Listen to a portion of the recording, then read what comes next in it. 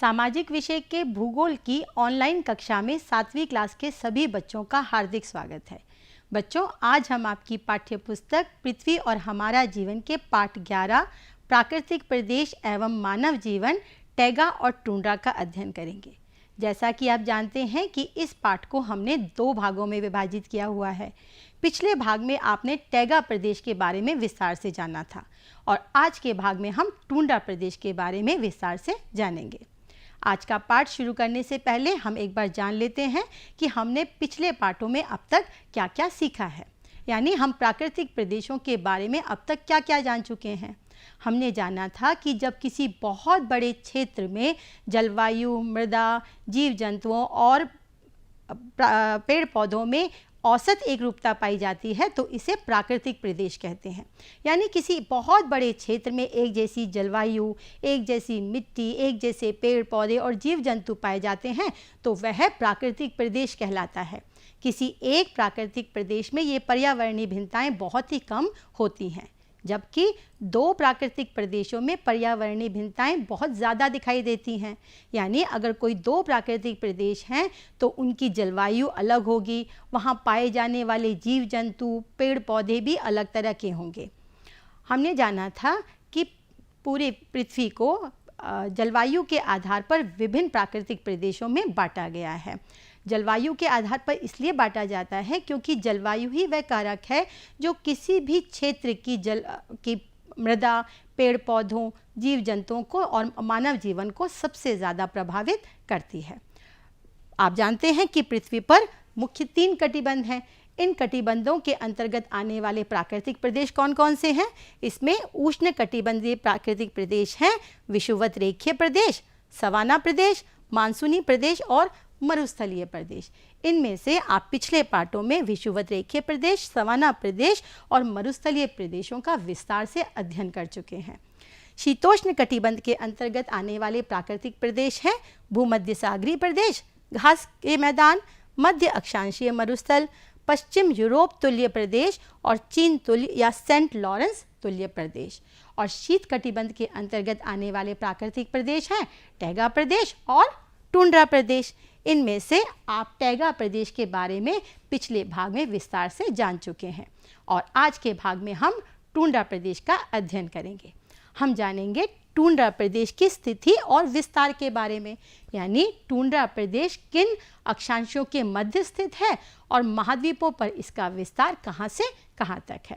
हम टुंड्रा प्रदेश की जलवायु का अध्ययन करेंगे, वहाँ पाए जाने वाली वनस्पति और जीव जंतुओं के बारे में जानेंगे। फिर हम जानेंगे कि वहाँ का मानव जीवन कैसा है और वहाँ के मानव जीवन के विकास के लिए कौन कौन से कार्य किए जा रहे हैं।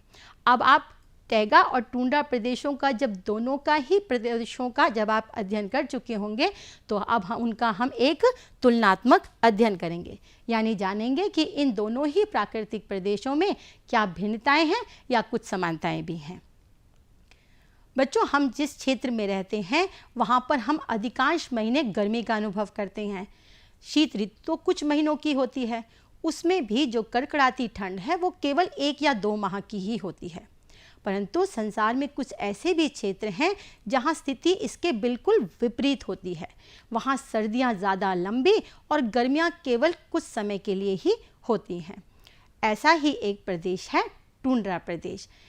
उत्तरी ध्रुव के पास जो ग्लोब पर आपको सफ़ेद रंग का भाग दिखाई देता है, असल में यह आर्कटिक महासागर का वह हिस्सा है जो अत्यधिक ठंड के कारण पूरे साल बर्फ़ से ढका रहता है।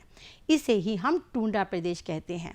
यहाँ बहुत ज़्यादा ठंड पड़ती है और सर्दियाँ बहुत ज़्यादा बड़ी और गर्मियाँ केवल कुछ समय के लिए ही होती है। आज हम इसी टुंड्रा प्रदेश का अध्ययन कर रहे हैं। सबसे पहले हम जानते हैं टुंड्रा प्रदेश की अक्षांशीय स्थिति के बारे में, यानी यह किन अक्षांशों के मध्य स्थित है। टुंड्रा प्रदेश उत्तरी गोलार्ध में 65 डिग्री उत्तरी अक्षांश के उत्तर में स्थित है। आपने जाना था कि टैगा प्रदेश जो है वो 50 से लेकर 65 डिग्री अक्षांशों के मध्य स्थित है और टुंड्रा प्रदेश 65 के ऊपर उत्तरी ध्रुव के पास स्थित है। आप देखते हैं महाद्वीपों पर इनका विस्तार कहाँ से कहाँ तक है। इनका विस्तार उत्तरी ध्रुव के समीपवर्ती भागों में एक पतली पेटी के रूप में है, जैसा यहाँ आपको चित्र में दिखाई दे रहा है। देखिए जो नीले रंग का भाग दिखाई दे रहा है आपको, यही टुंड्रा प्रदेश है। महाद्वीपों पर इनका विस्तार किन किन महाद्वीपों पर है? एशिया में, यूरोप और उत्तरी अमेरिका के उत्तरी भागों में। देखिए चित्र में, ये उत्तरी अमेरिका है, ये यूरोप और ये एशिया। इन तीनों महाद्वीपों के उत्तरी भागों में टुंड्रा प्रदेश का विस्तार है। बच्चों, टुंड्रा प्रदेश एक ऐसा क्षेत्र है जहां पर कई महीने के दिन और कई महीने की रात होती है। यहाँ 3 महीने नवंबर, दिसंबर और जनवरी लगातार रात रहती है, जबकि 3 महीने मई, जून और जुलाई लगातार दिन रहता है। यानी यहाँ 3 महीने की रात और 3 महीने का दिन रहता है। यहाँ पर सर्दियाँ बहुत ज़्यादा लंबी होती हैं और गर्मी जो होती है वह बहुत कम समय के लिए पड़ती है। ठंड भी बहुत ज़्यादा भयानक होती है। ठंड में तापमान जो है वो 0 से कई डिग्री नीचे चला जाता है। पूरा धरातल बर्फ़ से ढका रहता है। यहाँ कम से कम 8 महीने धरातल जो है वो पूरी तरह बर्फ़ से ढका रहता है। हिमपात होता है, नदियाँ, नाले, समुद्र, जो भी जलाशय हैं वो सब बर्फ़ से ढक जाते हैं और जम जाते हैं। सर्दियों में यहाँ तेज़ बर्फीली आंधियाँ चलती हैं और बहुत ही ज़्यादा हिमपात होता है। अभी आपने जाना कि टुंड्रा प्रदेश में कई महीनों का दिन और कई महीनों की रात होती है। इसके पीछे कारण क्या है? इसके पीछे 2 कारण हैं। एक तो पृथ्वी अपने अक्ष पर झुकी हुई है और दूसरा पृथ्वी जो है वो सूर्य की परिक्रमा करती रहती है, जिसके कारण ध्रुवों पर कई महीने के दिन और कई महीने की रात होती है। आइए इसे चित्र के द्वारा समझते हैं। यह सूर्य है और यह है पृथ्वी। पृथ्वी अपने अक्ष पर झुकी हुई है। तो जब पृथ्वी उत्तरायण में होती है तब क्या होता है कि उत्तरी ध्रुव है वो सूर्य के सामने रहता है और दक्षिणी ध्रुव सूर्य के विपरीत दिशा में रहता है। अब आप जानते हैं कि पृथ्वी जो है परिभ्रमण भी करती है, यानी अपने अक्ष पर लगातार घूमती है। घूमने के कारण पृथ्वी का प्रत्येक हिस्सा बारी बारी से सूर्य के सामने आता है, जहां दिन हो जाता है और फिर पीछे आ जाता है जब रात हो जाती है। लेकिन क्योंकि उत्तरी ध्रुव जो है वो अपने अक्ष पर झुका हुआ है यहाँ पर, तो यहाँ पर सूर्य की किरणें लगातार पहुँचती रहती हैं और टुंड्रा प्रदेश उत्तरी ध्रुव के पास स्थित है। इसलिए मई, जून और जुलाई के महीनों में यहाँ पर लगातार सूर्य की किरणें परिभ्रमण के बावजूद पहुँचती रहती हैं। इसीलिए इन 3 महीनों में यहाँ पर लगातार दिन रहता है। अब आप जानते हैं कि पृथ्वी जो है वो सूर्य की परिक्रमा करती है और वह अपने अक्ष पर हमेशा एक ही तरफ झुकी रहती है।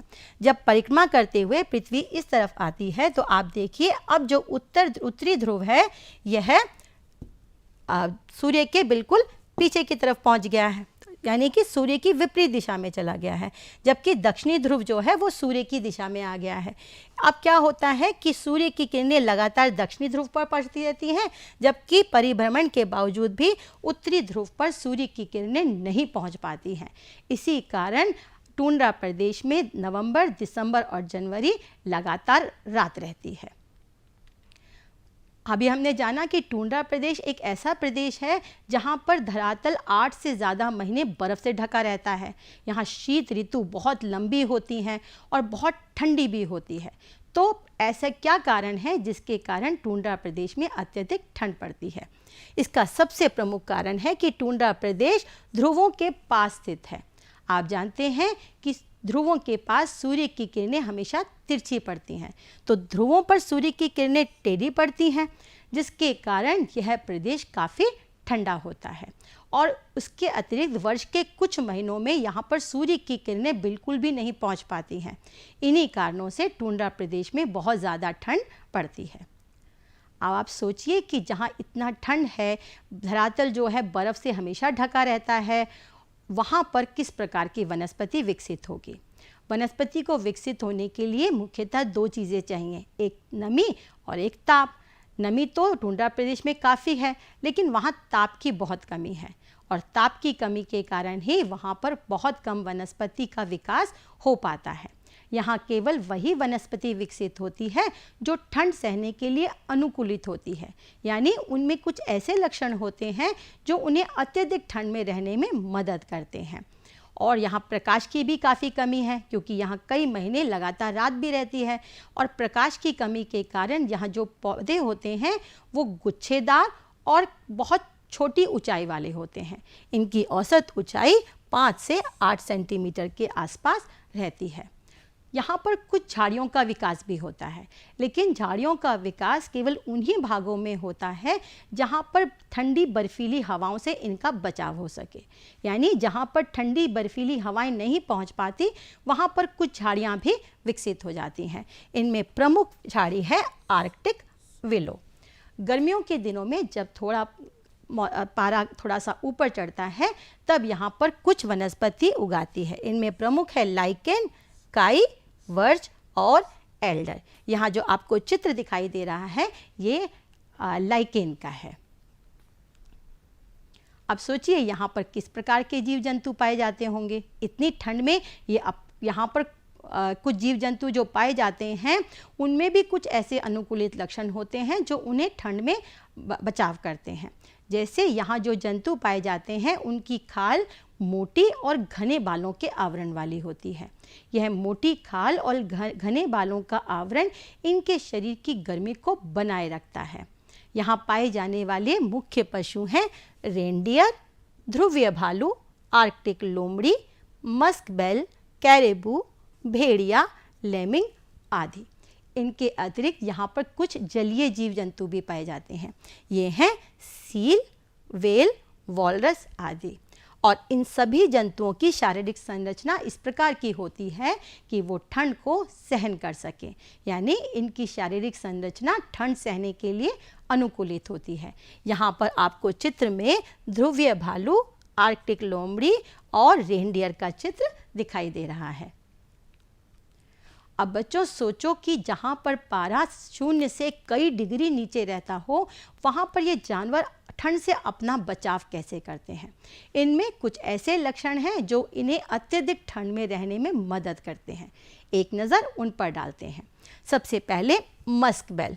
जो मस्क बेल नाम का जानवर होता है, इसका शरीर स्थूल होता है और इस पे मोटे भालों का घना आवरण होता है। यह स्थूल शरीर और मोटे भालों का घना आवरण इसकी शरीर की गर्मी को बनाए रखता है, जिसके कारण ये ठंड में आसानी से रह सकते हैं। और जब गर्मियाँ आती हैं तब इसकी ये घने बालों का आवरण झड़ जाता है। आर्कटिक लोमड़ी के बारे में जानते हैं। आर्कटिक लोमड़ी जो है उसके शरीर पर घने बालों का दोहरा आवरण होता है, जिसके कारण यह 0 से 50 डिग्री नीचे के तापमान में भी आसानी से रह सकती है। ध्रुवीय भालू और कैरेबू, इनके पैर का जो निचला भाग होता है वो इस प्रकार का होता है कि इनके शरीर की गर्मी शरीर से बाहर नहीं निकल पाती, जिसके कारण ये इतने ठंडे प्रदेश में रह सकते हैं। उसके अतिरिक्त जो जलीय जंतु हैं जैसे सील, व्हेल और वॉलरस, ये गर्मी के महीनों यानी मई और जून पर ही स्थल में आते हैं। सर्दी के महीनों में ये बर्फ़ के नीचे, परत के नीचे जो जल होता है उसी के अंदर रहते हैं। यहाँ चित्र में आपको सील और वॉलरस का चित्र दिखाई दे रहा है। अब सोचिए जहाँ इतनी ठंड पड़ती है वहाँ का मानव जीवन कैसा होगा। बहुत ज़्यादा ठंड पड़ने के कारण मनुष्य को वहाँ रहने में बहुत परेशानी होती है। इसी कारण टुंड्रा प्रदेश में बहुत ही कम जनसंख्या निवास करती है। और इतनी ठंड के बावजूद भी यहाँ पर कुछ जनजातियाँ पाई जाती हैं। इन जनजातियों को अलग अलग क्षेत्रों में अलग अलग नामों से जाना जाता है। जैसे उत्तरी अमेरिका और ग्रीनलैंड में एस्किमो जनजाति, फिनलैंड में लैप के नाम से जाना जाता है और साइबेरिया में इन्हें याकूत कहते हैं। तो बच्चों, कौन कौन सी जनजातियां पाई जाती हैं टुंड्रा प्रदेश में? एस्किमो जो कि उत्तरी अमेरिका और ग्रीनलैंड में पाई जाती है, लैप फिनलैंड में और याकूत साइबेरिया में। अब इतनी ठंड में यहाँ का रहन सहन कैसा होगा? हम जिन घरों में रहते हैं यानी हमारे आसपास जो घर हैं वे अधिकतर ईंट, सीमेंट या पत्थरों के बने होते हैं, जबकि टुंड्रा प्रदेश के निवासी बर्फ़ के घरों में रहते हैं और इन बर्फ़ के घरों को इग्लू कहा जाता है। यानी टुंड्रा प्रदेश के वासी जिन घरों में रहते हैं वो बर्फ़ के बने होते हैं और उन्हें इग्लू कहा जाता है। इन इग्लू के भीतरी भागों में ये जानवरों की खाल को लगाते हैं। जानवर की खाल जो है वो बर्फ़ की ठंडक को रोकती है। शरीर को ढकने के लिए ये लोग जानवर की खालों का प्रयोग करते हैं, यानी अपने शरीर को ये जानवर की खालों से ढकते हैं। अब यहाँ पर धरातल बर्फ़ से जमा रहता है, यहाँ खेती नहीं हो सकती है क्योंकि मृदा का विकास नहीं हो पाता है। तो खेती के अभाव में इनका जो मुख्य भोजन होता है वह मांस पर आधारित होता है, यानी यहाँ के लोग अधिकतर मांसाहारी भोजन ही करते हैं। अब कृषि तो मुख्य व्यवसाय इनका है नहीं, तो इनका मुख्य व्यवसाय क्या है? क्योंकि ये मांस पर आधारित इनका जीवन है, इसलिए यहाँ के लोगों का मुख्य कार्य जो है वो शिकार करना है। ये अधिकतर मछली, सील, व्हेल, वॉलरस, लोमड़ी और ध्रुवीय भालुओं का शिकार करते हैं। अब शिकार किस प्रकार करते हैं ये भी जान लेते हैं। शिकार के लिए ये 2 प्रकार के हथियार का इस्तेमाल करते हैं, एक हार्पून और एक तीर कमान। यानी हार्पून और तीर कमान से यहाँ के निवासी शिकार करते हैं। जैसा आपको यहाँ चित्र में दिखाई दे रहा है, ये शिकार कर रहा है और ये जो हथियार इसके पास है इसे हार्पून कहते हैं। शिकार के लिए ये नाव का प्रयोग करते हैं। इस नाव को भी ये हड्डियों पर खाल को मंडकर बनाते हैं और इस प्रकार हड्डियों पर खाल को मंडकर बनाई गई नाव को कयाक कहते हैं। जैसा यहाँ आपको ये जो चित्र में दिखाई दे रही है, ये इस नाव को क्या कहते हैं? कयाक। अब टुंड्रा प्रदेशियों का जो मुख्य भोजन है वो मांस पर आधारित है, तो ये इनका जो जीवन है ये अधिकतर शिकार करते हैं और जानवरों का खाल निकालते हैं। अब इस खाल का प्रयोग ये कहाँ कहाँ पर करते हैं? सबसे पहले ये जानवरों को मारकर उनकी खाल निकाल लेते हैं। खाल का प्रयोग ये अपने पहनने, ओढ़ने और बिछाने के लिए करते हैं। खाल से तंबू, नाव और बिना पहिए की गाड़ी, स्लेज भी बनाते हैं और इस्तेमाल के बाद जो खाल बच जाती है उन्हें ये व्यापारियों को बेच देते हैं और अपनी ज़रूरत का कुछ सामान जैसे कि अनाज, चाय, तंबाकू, चाकू, कुल्हाड़ी आदि खरीद लेते हैं। सील की चर्बी को ये जलाकर रोशनी करते हैं, यानी सील की चर्बी रोशनी करने के काम आती है। गर्मियों में अधिक से अधिक शिकार करते हैं और मांस को सर्दियों के लिए संरक्षित कर लेते हैं। जब सर्दियों में कड़ाके की ठंड पड़ती है, बाहर निकलना मुश्किल होता है, तब ये इस जो गर्मियों में जो संग्रहित मांस होता है इसको अपने भोजन के रूप में उपयोग में लाते हैं। ये अधिकतर रेनडियर और कुत्तों के झुंडों को पालते हैं। रेनडियर से इन्हें दूध, मांस, चर्बी, हड्डी और खाल प्राप्त होती है और जो ध्रुवीय कुत्ते होते हैं ये स्लेज गाड़ियों को खींचने के काम आते हैं और उसके अतिरिक्त ये शिकार में भी सहायक होते हैं। ये जो आपको चित्र दिखाई दे रहा है इसमें देखिए, ये ध्रुवीय भालू स्लेज को खींचने का काम करते हैं और यह स्लेज है। जो स्लेज होती है वो बिना पहिए की गाड़ी होती है और इसे ध्रुवीय भालू या रेनडियर खींचकर, यानी कि इसको रगड़कर ये चलती है। टुंड्रा प्रदेश के निवासियों के जीवन स्तर में सुधार लाने के काफ़ी प्रयास किए जा रहे हैं और इन्हीं प्रयासों के कारण पिछले 50 वर्षों में टुंड्रा वासियों के जीवन में काफ़ी अंतर आया है। अब क्या क्या अंतर आया है जान लेते हैं। खाल के स्थान पर ये फर वाले कपड़े का इस्तेमाल करते हैं। जैसे पहले ये अपने शरीर को ढकने के लिए खाल का इस्तेमाल करते थे, अब अपने शरीर को फर वाले कपड़ों से ढकते हैं। हार्पून जो कि शिकार के लिए इस्तेमाल होता था, अब हार्पून के स्थान पर ये राइफल का प्रयोग करते हैं शिकार करने के लिए।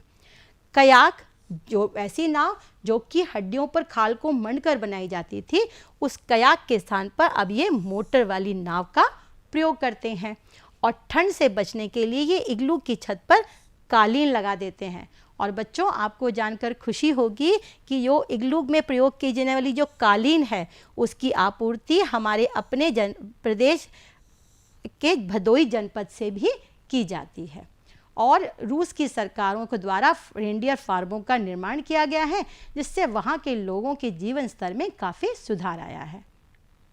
आइए और भी जानते हैं। बच्चों, ध्रुवों पर पहुंचना बहुत ही मुश्किल होता है। एक तो वहाँ ठंड बहुत होती है, दूसरा वहाँ के रास्ते बहुत दुर्गम होते हैं। रास्ते में तेज़ बर्फीली आंधी आती हैं, परंतु कुछ साहसी व्यक्ति और वैज्ञानिक अनुसंधानों के लिए वहाँ जाने का प्रयास करते हैं और सफल भी हुए हैं।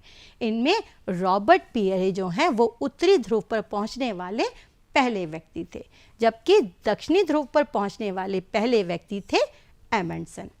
टुंड्रा प्रदेश में चलने वाली बर्फीली हवाएं जो चलती हैं उन्हें ब्लिज़ार्ड कहा जाता है। और आपने जब टैगा प्रदेश के बारे में पढ़ा था तो आपने जाना था कि वहाँ पर लंबे लंबे वृक्षों वाले शंकुआकार वन पाए जाते हैं।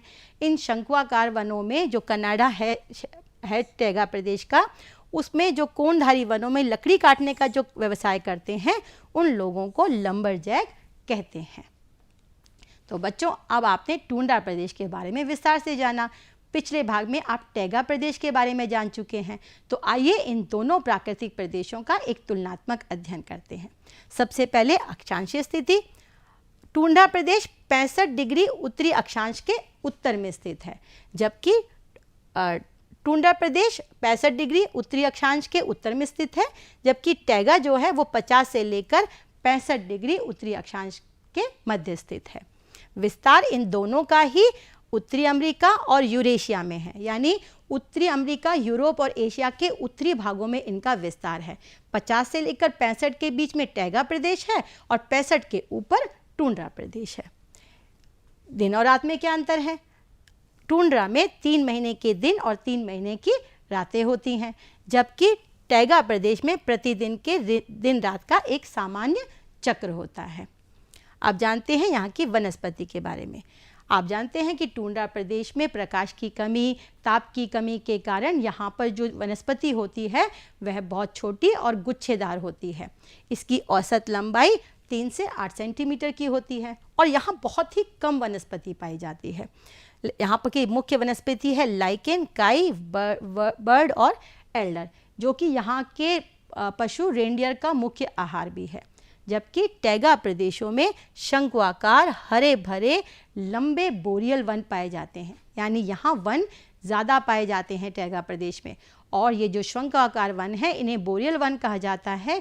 इन वनों में पाए जाने वाले जो वृक्ष हैं वो काफ़ी लंबे होते हैं और सीधे होते हैं, सदाबहार होते हैं और इनकी लकड़ी काफ़ी मुलायम होती है।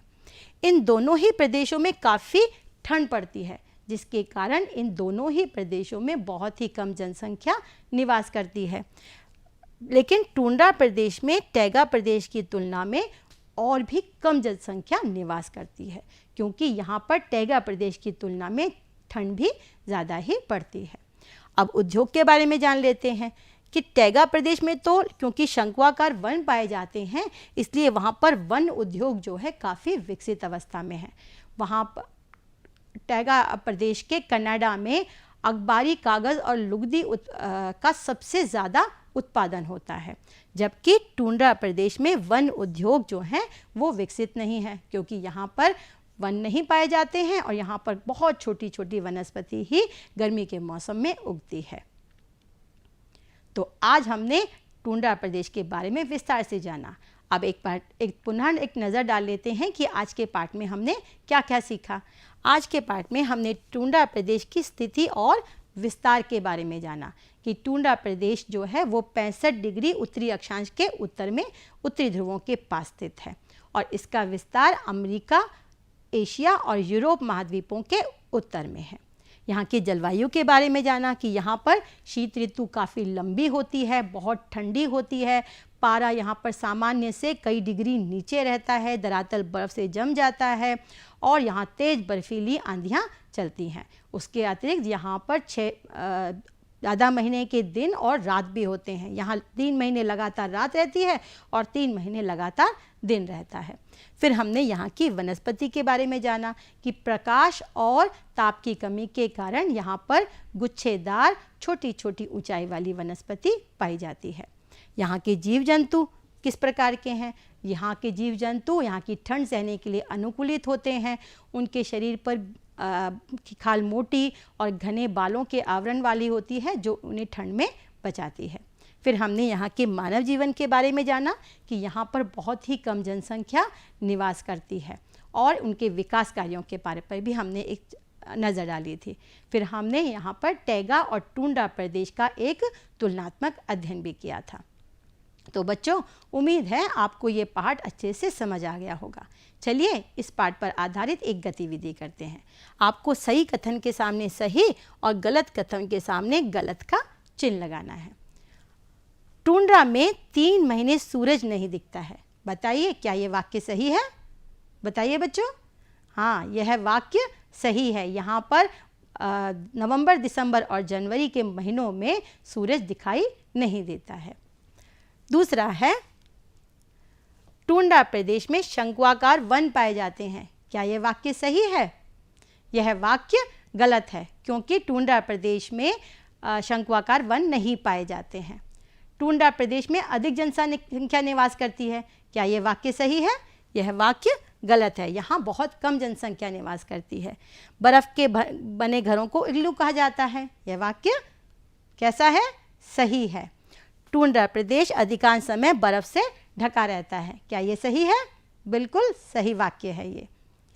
अब आपको इस पाठ को अपनी पाठ्यपुस्तक से पढ़ना है और उसके पीछे दिए गए अभ्यास कार्यों को अपनी उत्तर पुस्तिका पे करना है। कुछ अभ्यास कार्य और हैं, जैसे टुंड्रा प्रदेश में कयाक किसे कहते हैं? जो नाव जो हड्डियों पर खाल को मंडकर बनाई जाती थी उसे क्या कहते हैं? आर्कटिक लोमड़ी में अत्यधिक ठंड सहने के लिए कौन सा गुण पाया जाता है? इस पर घने बालों का दोहरा आवरण होता है। टुंड्रा प्रदेश में किस प्रकार की वनस्पति पाई जाती है? टुंड्रा प्रदेश में गुच्छेदार 5 से 8 सेंटीमीटर की ऊंचाई वाली वनस्पति पाई जाती है। और टुंड्रा निवासी हार्पून का प्रयोग किस कार्य के लिए करते हैं? हार्पून का प्रयोग ये लोग शिकार के लिए करते हैं। आप इन अभ्यास प्रश्नों को भी अपनी उत्तर पुस्तिका पे नोट कीजिए और इनके उत्तरों को भी लिखिएगा। उसके अतिरिक्त आपको एक प्रोजेक्ट कार्य भी करना है।